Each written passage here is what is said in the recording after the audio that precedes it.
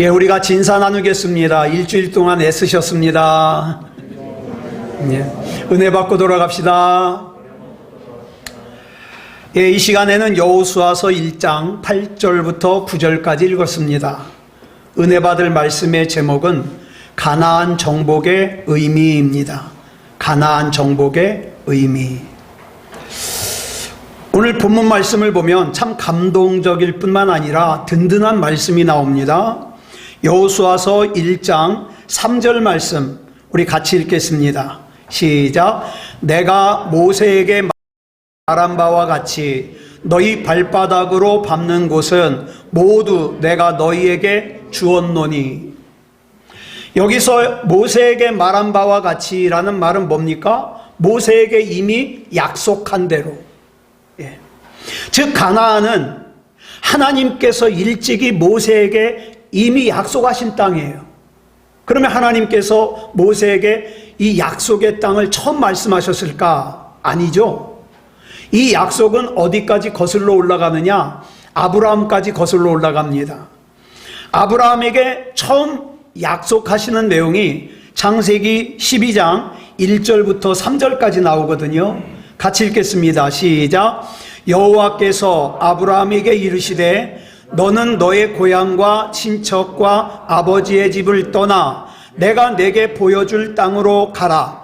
내가 너로 큰 민족을 이루고 내게 복을 주어 내 이름을 장대하게 하리니 너는 복이 될지라. 너를 축복하는 자에게는 내가 복을 내리고 너를 저주하는 자에게는 내가 저주하리니 땅의 모든 족속이 너로 말미암아 복을 얻을 것이라 하신지라. 아멘. 이 말씀은 아브라함이 하란에 있을 때 하신 말씀이에요. 그런데 사도행전에서 스데반 집사님이 설교를 하는데 그 내용에 보니까 하나님께서 하란에서 처음 아브라함에게 나타나신 것이 아니라 아브라함이 원래 살고 있던 갈대아 우르에 있을 때 처음 나타나셨어요. 그래서 갈대아 우르에서 하나님이 약속하신 땅을 향해서 떠났다가 하란이라는 곳에서 잠시 머문다고 하는 것이 10년을 머물게 돼요. 그래서 거기서 아브라함의 아버지 데라가 죽고 나서 출발을 하게 됩니다. 그런데 하나님께서 갈대아 우르에서 아브라함에게 하셨던 약속을 하란에서 다시 확인하는 거예요. 근데 여기서 말하는 약속의 땅이라는 것이 한결같이 어디를 뜻하냐? 가나안을 뜻합니다. 그런데 중요한 것은 수많은 우여곡절 끝에 아브라함이 가나안 땅에 들어왔는데 가나안 땅에 들어왔다 그래서 하나님과 곧바로 교제를 하기 시작한 것이 아니라 하나님께서 본격적으로 아브라함과 교제하기 시작한 것은 창세기 15장부터예요. 창세기 15장 1절 말씀 같이 읽겠습니다. 시작. 이후에 여호와의 말씀이 환상 중에 아브라함에게 임하여 이르시되 아브라함아 두려워하지 말라. 나는 내 방패요 너의 지극히 큰 상급이니라. 여기서 보니까 이후에라 그랬거든요. 이후에. 그러니까 앞에서 무슨 일이 있었죠. 그 일 후에라는 거예요. 그러면 앞에서 무슨 일이 있었는가? 창세기 14장을 보니까 당시 지중해 연안에 있는 9개 부족이 엉켜서 싸워요. 4개 부족 대 5개 부족이. 이 전쟁에서 아브라함의 조카인 롯이 살고 있던 소돔이 속한 연합군이 져요. 그래가지고 롯의 가족이 포로로 끌려가요. 그 소식을 듣고 아브라함이 집에서 기른 용사 가병이라 그러죠. 318명을 이끌고 가가지고 조카인 롯을 구해옵니다. 그런데 이 일이 있고 난 이후에 여호와의 말씀이 환상 중에 아브라함에게 임하여 이르시기를 뭐라 그러냐? 아브라함아 두려워하지 말아라. 이 말은 지금 아브라함이 두려워하고 있다는 뜻 아닙니까? 두려워하지도 않고 있는데 두려워하지 말라 그러진 않겠죠. 그러면 지금 아브라함이 뭔가를 두려워하고 있는데 뭘 두려워할까요? 지금 당장에는 하나님의 은혜로 318명을 데리고 가서 습격을 해가지고 몰래 공격을 해가지고 롯을 구해오긴 했는데 저들이 연합해가지고 자기한테 복수하러 달려들면 자기는 이길 수가 없거든요. 그게 두려운 거예요. 당시는 족장시대로 식구가 많으면 힘이 강해요. 근데 여러분 알다시피 아브라함이 자식이 없잖아요. 그러니까 세상에서 적들이 공격해오면 막을 수 있는 힘이 약한 거예요. 불안한 거예요. 두려운 거예요. 이 사실을 알고 아브라함이 이것을 두려워하고 있다는 것을 알고 하나님께서 뭐라 그래요? 두려워하지 말아라 말씀하시는 거예요. 여러분은 안 그런지 모르겠지만 저는 자주 두려움을 느껴요. 그 두려움 때문에 하나님 앞에 기도할 때 그러거든요. 아브라함의 방패가 되어주신 하나님, 내게도 방패가 되어주십시오. 이렇게 기도해요. 자, 여기 보세요. 뭐라 그러냐? 두려워하지 말라. 그런 다음에 하나님이 뭐라 그러세요? 나는 내 방패요. 하나님께서 친히 방패가 되어주시니까 두려워하지 말라는 거예요. 그 다음에 또 뭐라고 말씀하십니까? 너의 지극히 큰 상급이니라. 이 말씀은 왜 하셨을까요? 창세기 14장에서 아브라함이 롯과 함께 붙잡혀간 소돔 사람들과 빼앗긴 재산을 다 되찾아와요. 그랬더니 소돔의 왕이 배웅 나와가지고 마중 나와가지고 뭐라 그래요? 붙잡혀갔던 소돔 사람들은 다 나한테 보내주고 그 다음에 되찾아온 재물은 당신이 가지시오, 아브라함. 그랬더니 아브라함이 뭐라 그래요? 그러지 않겠습니다. 거기서 하나님께 드릴 11조만 떼겠습니다. 그리고 다 그냥 가져가십시오. 왜? 나중에 나는 분명히 부유한 사람이 될 건데 그때 하나님께서 나를 부유하게 하셨는데 당신들이 그때 우리가 재물을 줘가지고 아브라함이 부자가 됐어 그렇게 말할까봐 난 싫다. 그리고 나서 그걸 갖다가 다 돌려보내요. 네. 당시 소돔의 물건은요 돈으로 환산하면 굉장히 값 나가는 거예요. 그런데 아브라함은 하나님의 자녀로서의 자존감을 지키기 위해서 이 매력적인 제안을 거절했거든요. 하나님께서 이런 아브라함의 모습을 보시고 뭐라 그러셔요? 내가 너의 상급이 돼줄게. 네가 그 신앙의 자존심을 지켰으니까 내가 너의 상급이 돼줄게. 이렇게 말씀하시는 거예요. 그 결과 아브라함은 부와 명성을 얻어서 자손 대대로 큰 부자로 살게 되었죠. 그로부터 400여 년이 지난 후에는 그 후손에게 가나안 땅을 주셨습니다. 그런데 이렇게 방패가 되어주시고 지극히 큰 상급이 되어주시겠다고 약속하시는 하나님께 아브라함이 뭐라고 대답합니까? 우리랑 별반 다를 바가 없어요. 자, 아브라함이 대답하는 거 한번 같이 볼까요? 창세기 15장 2절로 3절입니다. 시작. 아브라함이 이르되 주 여호와여 무엇을 내게 주시려 하나이까? 나는 자식이 없사오니 나의 상속자는 이 다메섹 사람 엘리에셀이니이다. 아브라함이 또 이르되 주께서 내게 씨를 주지 아니하셨으니 내 집에서 길린 자가 내 상속자가 될 것이니이다. 나에게는 자식이 없어서 지금 하나님께서 나한테 주시는 이 약속들이 쓸모가 없다는 거예요. 다시 말해서 내 눈에 보이고 내 귀에 들리고 내 손에 잡히는 이 현실로서는 하나님의 약속을 믿을 수가 없다는 거예요. 내가 어떻게 두려워하지 않을 수 있냐는 거죠. 아브라함은 지금 하나님의 약속을 보는 게 아니라 뭘 보고 있어요? 자기 형편을 보고 있어요. 우리가 하나님의 약속 앞에서 이럴 때가 많아요. 하나님께서 약속하시는데 내 현실은 가난하고 초라해서 믿을 수가 없다는 거죠. 하나님은 약속하시는데 내가 나이가 많아서 믿을 수가 없다는 거죠. 하나님은 약속하시는데 내 현실은 건강이 약해서 믿을 수가 없다는 거죠. 하나님께서는 약속하시는데 나의 현실과 상황이 열악해서 믿을 수가 없다는 거죠. 그러자 하나님께서 아브라함을 데리고 밖으로 나가십니다. 그리고 뭘 보여주시죠?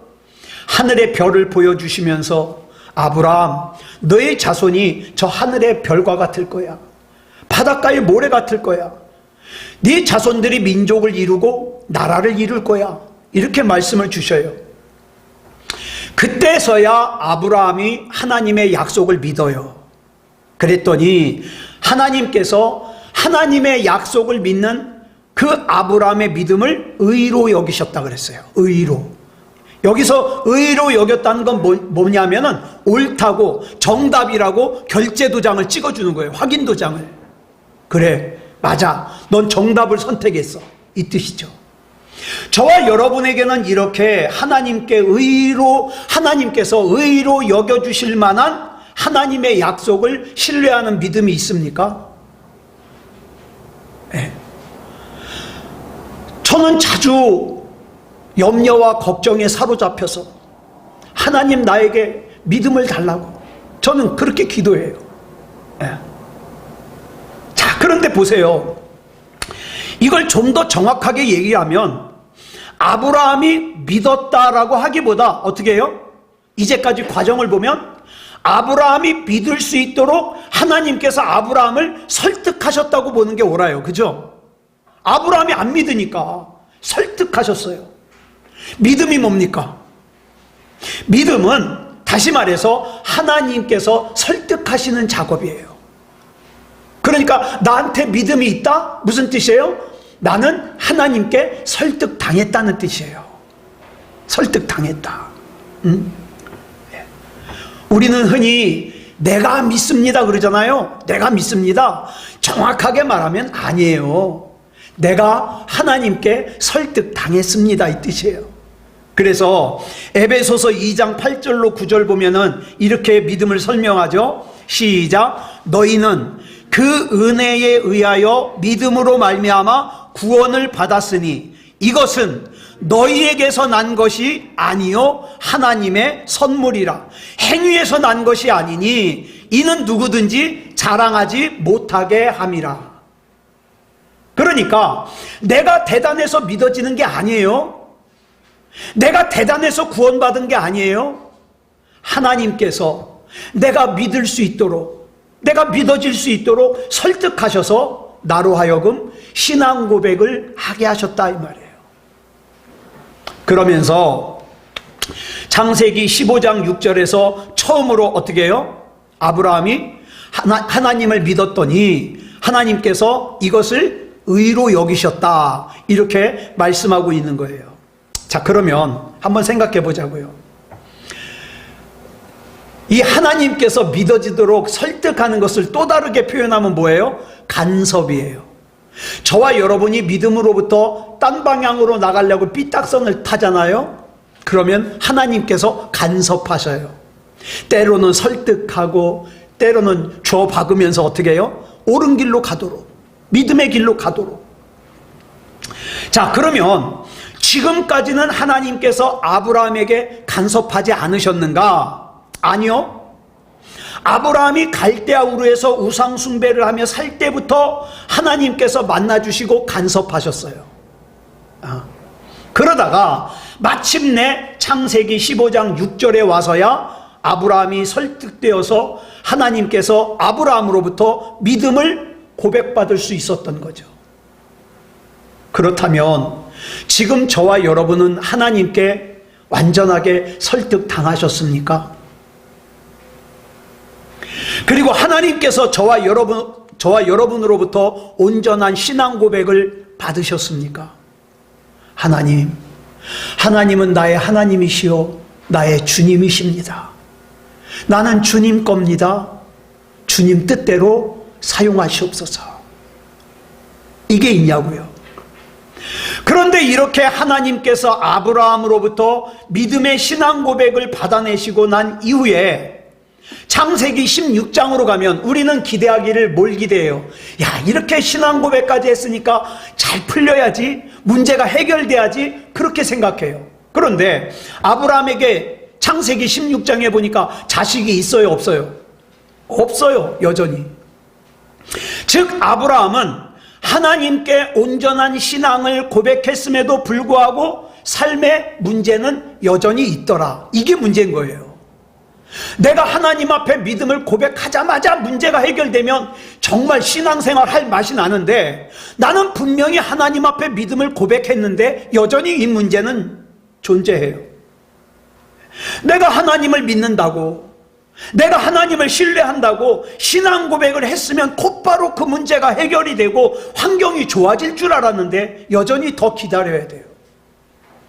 그래서 아브라함의 사라가 가만히 생각해 보니까, 야, 이렇게 하나님만 바라보다가는 아브라함의 대가 끊어질 것 같아요. 그래가지고 여보 당신 하나님 믿는 건 내가 알겠는데 가만히 생각해 보니까 당신하고 나하고 이미 나이가 적지 않잖아. 이대로 있다가는 당신 대가 끊어지게 생겼어. 그러니까 내 몸종 하갈을 줄 테니까 하갈의 태를 통해서 당신 대를 이읍시다. 근데 자고로 옛날부터 지금까지 남자들은 아내 말에 귀가 얇아요. 그럴까? 그래가지고 아브라함이 어떻게 해요? 사라의 몸종인 하갈의 태를 통해서 아들을 낳죠. 그 아들이 누구예요? 이스마엘입니다. 그러니까 하나님의 약속이 이루어질 가능성이 보이질 않으니까 자기 생각에 사람의 방법을 이용하자는 거예요. 그래서 사람의 방법으로 낳은 아들이 누구냐? 이스마엘이에요.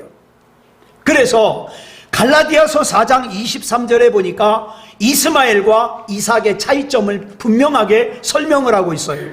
같이 읽어볼까요? 시작. 여종에게서는 육체를 따라 낳고 자유 있는 여자에게서는 약속으로 말미암았느니라. 그러니까 이스마엘은 여종에게서 육체를 따라 난 아들이에요. 이삭은 자유 있는 여자에게서 약속으로 말미암은 아들이에요. 근데 문제는 그 다음이에요. 이 일이 있은 후 하나님께서는 하나님을 신뢰하지 않고 육체를 따라서 이스마엘이라는 아들을 낳은 아브라함과 13년 동안 관계를 단절하셔요. 이게 무서운 거예요. 아브라함을 안 만나셔요. 네. 이것으로 보아 하나님은 하나님을 신뢰하지 않는 사람과 관계를 단절하셔요. 그리고는 창세기 17장에서 13년의 공백을 깨고 하나님께서 아브라함을 다시 찾아오셔요.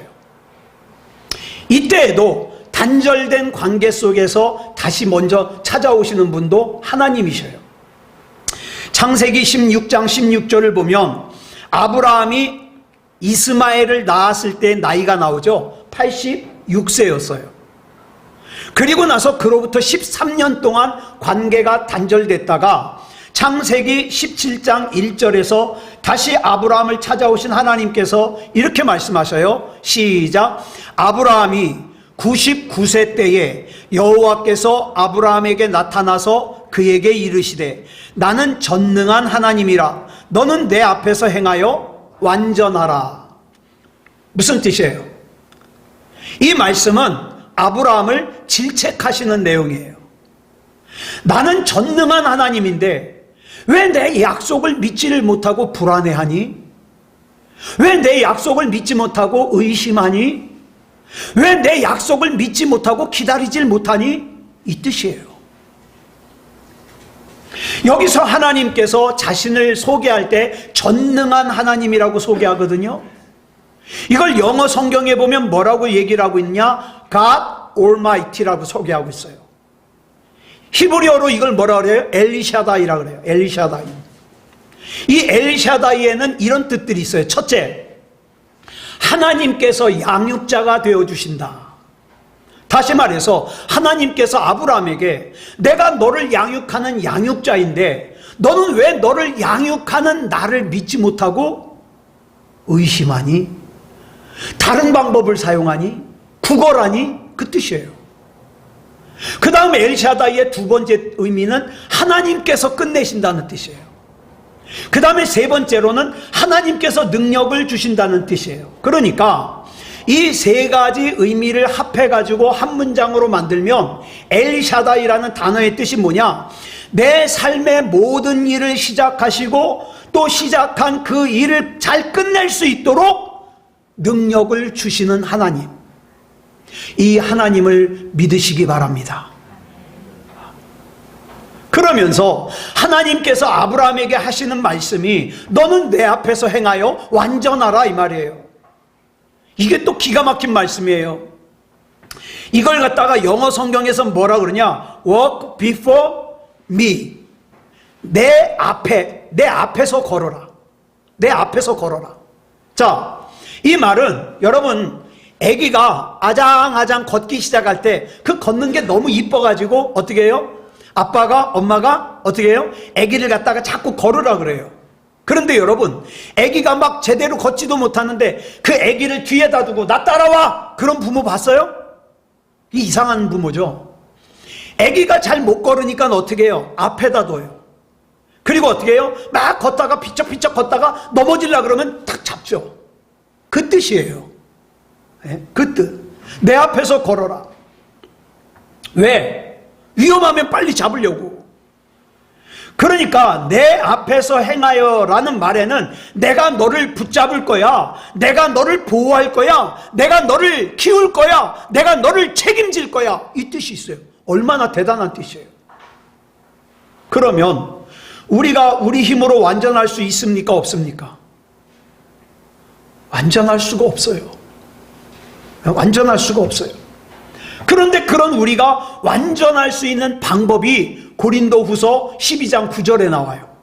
우리가 완전할 수 있는 방법이 뭔가? 고린도후서 12장 9절 보겠습니다. 시작. 나에게 이르시기를 내 은혜가 내게 족하도다. 이는 내 능력이 약한 데서 온전하여짐이라 하신지라. 그러므로 도리어 크게 기뻐함으로 나의 여러 약한 것들에 대하여 자랑하리니 이는 그리스도의 능력이 내게 머물게 하려 함이라. 아멘. 여기 보니까 이상하죠? 내가 약해지는 것이 내가 완전해질 수 있는 길이래요. 이게 무슨 역설이에요? 예를 들면 이런 거예요. 아기가 처음에 이제 글씨 쓰는 거를 배우는데 가, 나, 다를 쓰는데 잘 못 써요. 아빠 나 이 가나다를 쓰는데 잘 못 쓰겠어요. 그래, 아빠가 잡고 같이 쓰자. 그리고 이제 아빠가 뒤에서 잡고 이렇게 같이 쓰는 거예요. 자, 그런데 가 쓰려고 그러는데 아기가 나는 이렇게 쓸 거야 그러면서 이렇게 자기 맘대로 쓰려고 그래요. 그러면 글씨가 돼요, 안 돼요? 안 돼요. 그러면 어떻게 해야 돼요? 아빠가 아기 등판한데 때려줄까요? 그러면 안 돼요. 그러면 어떻게 해요?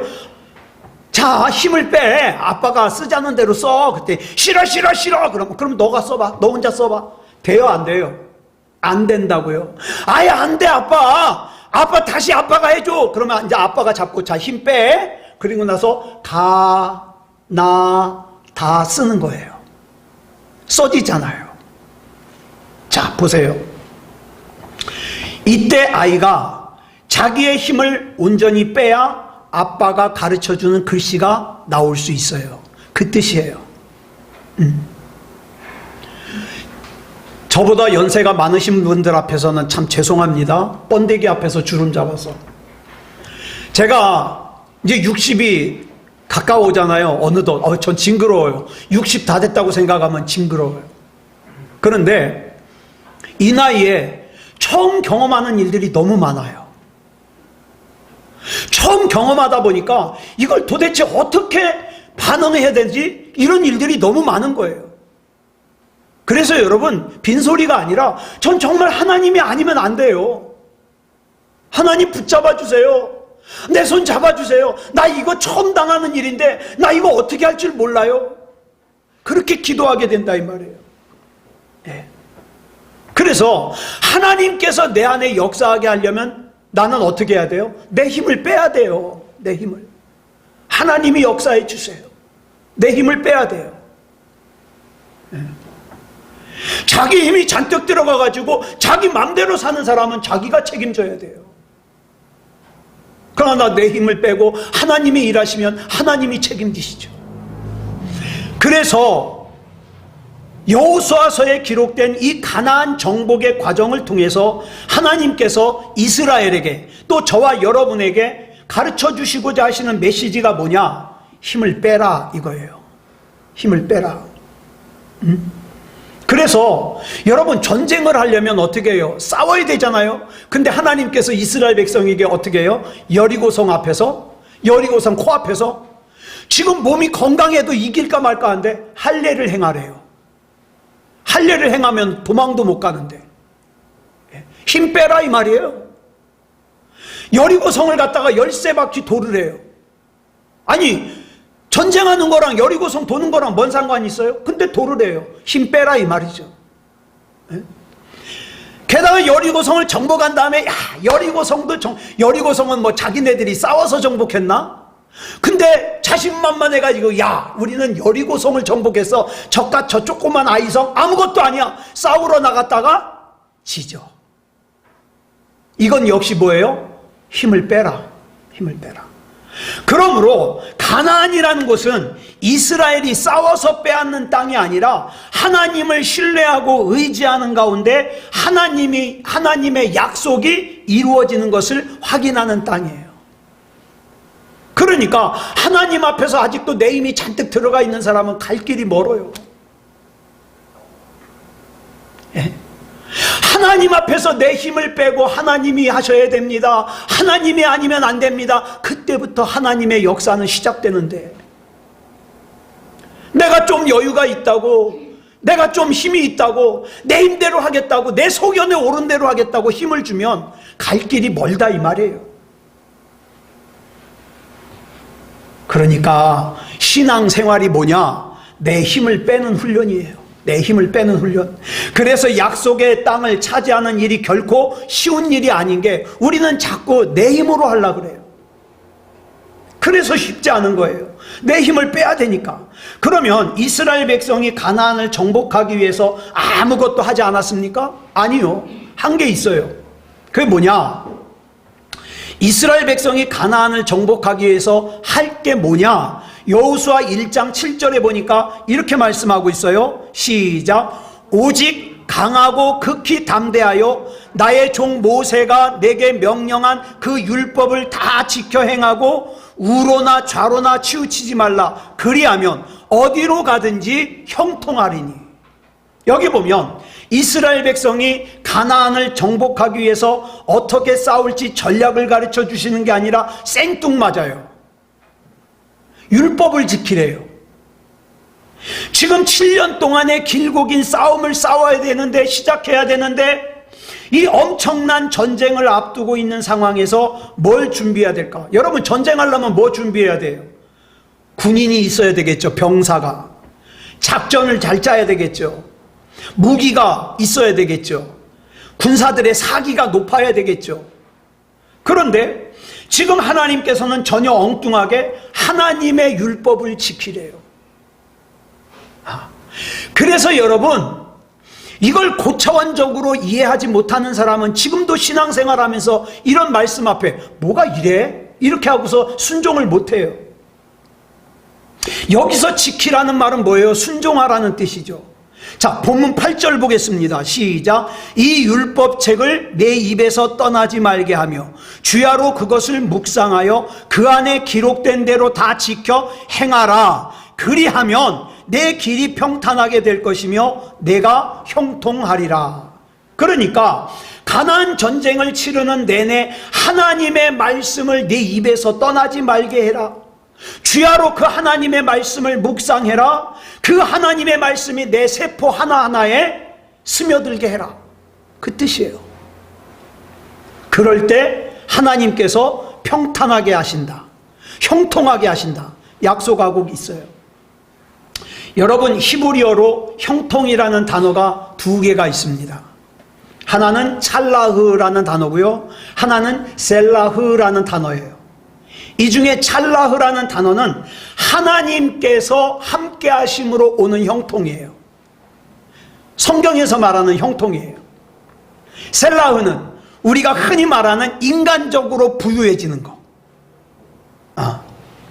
그러니까 이 찰나흐라는 형통은 내 계획이나 내 뜻대로 이루어지는 것이 아니라 하나님께서 나와 함께 하심으로 하나님의 계획대로 하나님의 뜻대로 이루어지는 거예요.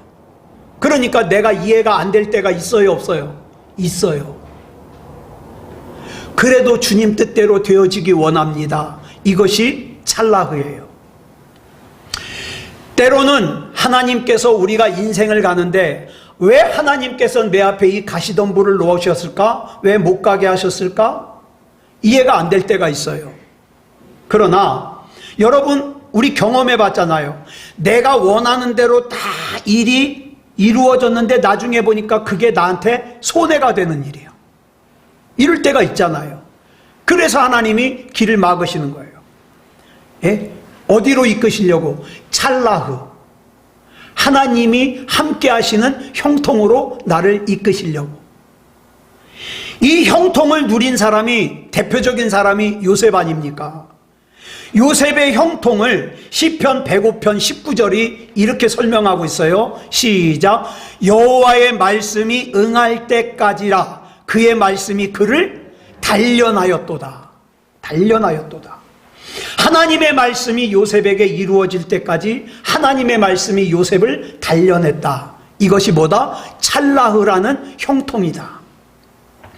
그리고 여호수아서 전체에서 가나안을 정복하는 것도 사실은 하나님의 백성인 이스라엘을 하나님의 형통인 찰나흐로 이끌고 가시는 거예요. 그러므로 우리가 할 일이 뭡니까? 1단계.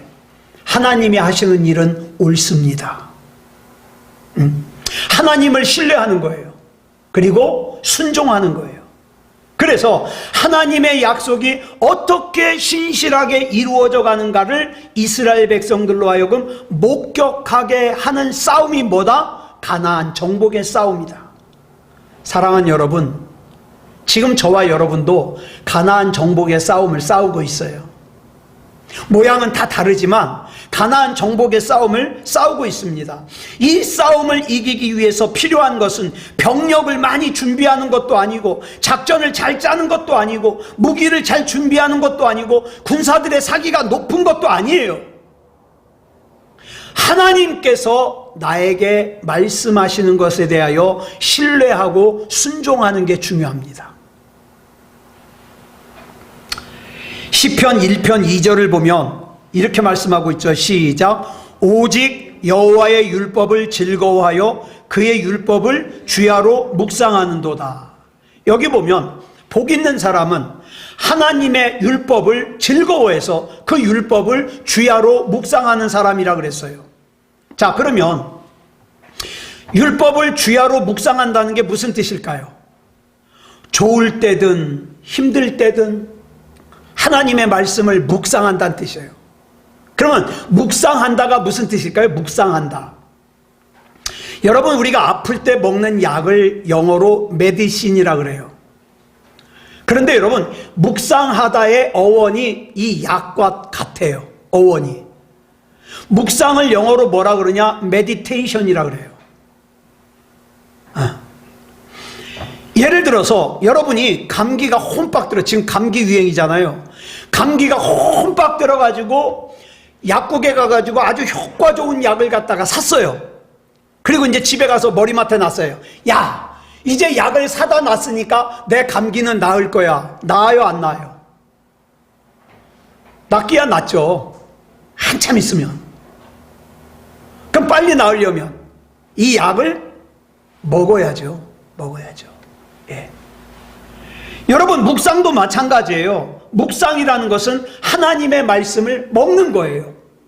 아무리 좋은 성경 구절이라도 성경에 줄쳐놓는다고 어디다 써붙여놓는다고 되는 게 아니라 하나님, 실제로 이 하나님의 말씀이 내게 이루어질 줄 믿습니다. 먹는 거예요. 먹는 거예요. 여기서 하나님의 말씀을 먹는다는 것은 하나님의 말씀이 나의 삶 가운데 실현될 것을 내가 기대하는 거예요. 말씀을 읽는 것만으로는 삶이 변하질 않아요. 야고보서 1장 22절을 보면 하나님의 말씀을 듣기만 하고 행하지 않는 것은 자기를 속이는 거라 그랬어요. 속이는 거. 그럼 어떻게 해야 돼요? 하나님의 말씀이 내 삶에 적용되고 실현될 수 있도록 끊임없이 실천해야 되는 거예요. 이렇게 사는 것을 아까 시편 1편 2절에서 뭐라 그랬어요? 복 있는 사람의 삶이라 그런 거예요. 복 있는 삶. 하나님께서 일하시는 방법이 내가 기대하는 방법과 다르다 할지라도 하나님을 끝까지 신뢰하여, 여러분 에스더 한번 생각해 보세요. 내가 지금 왕이 부르지도 않았는데 왕 앞에 가면 이제까지 왕비들의 경험으로 봐 죽어요. 폐위돼요. 그런데 어떻게 해요? 그냥 있다가는 내 백성 유대인들이 다 죽게 생겼거든요. 그러니까 나를 위해서 기도해 달라고 부탁한 다음에 뭐라 그래요? 내가 왕 앞에 나아가겠습니다. 부르지 않았지만. 그러면서 어떻게 해요? 죽으면 죽으리다. 여러분, 저와 여러분이 하나님의 말씀 앞에서 내 인생 내 맘대로 살 것이냐 하나님의 말씀대로 살 것이냐 결정해야 되거든요. 그래서 어떻게 해야 돼요? 하나님의 말씀대로 살 것 같으면 하나님의 말씀 한 구절 한 구절을 내 삶에 실현해야죠. 이게 믿음이죠. 이런 사람 앞에 있는 가나안은 하나님께서 앞장서서 정복하십니다. 정복하셔요. 요즘에 부쩍 느끼는데 우리 교회 성도들이 참 제가 처음에 뵐 때만 해도 파릇파릇했는데 어느 순간인가 이제는 눈도 제대로 못 뜰 정도로 힘이 들어. 예. 근데 여러분 기억하세요. 하나님께서 저와 여러분을 사용하셔서 이루실 일들이 아직 있습니다. 그러니까 여러분 기도하실 때 그래요. 하나님께서 내게 맡겨주신 사명 감당하기 위해서 나 건강이 있어야 됩니다. 나 물질도 있어야 됩니다. 하나님, 우리 교회도 좋은 사람들이 많아져야 됩니다. 하나님 책임져 주시옵소서. 기도하자고요. 기도. 예. 그랬을 때에 하나님 안에서 두려움도 없어질 것이고 하나님께서 저와 여러분의 방패가 될 것이고 하나님께서 앞장서서 싸우실 겁니다. 이걸 우리가 경험하면 믿음이 더 좋아지지 않겠습니까? 아무쪼록 이렇게 믿음다운 믿음으로 승리하는 저와 여러분이기를 그리스도 예수님의 이름으로 축복합니다. 기도하겠습니다. 사랑의 아버지 하나님 감사합니다. 하나님의 은혜 가운데 이 시간에 가나안 정복에 담겨있는 의미를 살폈습니다. 하나님을 신뢰하고 하나님의 말씀을 앞장세워서 하나님께서 역사하실 것을 믿고 나아가기 원합니다. 내 현실을 하나님의 약속보다 더 중요하게 여기지 말게 해 주시옵소서. 나에게 하나님의 약속이 주어져 있으니 나 그 하나님 약속 붙들고 나아갑니다. 하나님 책임져 주시옵소서. 사랑의 아버지 하나님, 우리 마음속마다 하나님이 주시는 믿음이 견고하게 자리 잡아 하나님의 뜻대로 사는 하나님의 사람이게 해 주시옵소서. 우리 하나님께서 책임져 주실 줄 믿사오며 그리스도 예수님의 이름으로 간절히 기도드렸사옵나이다. 아멘.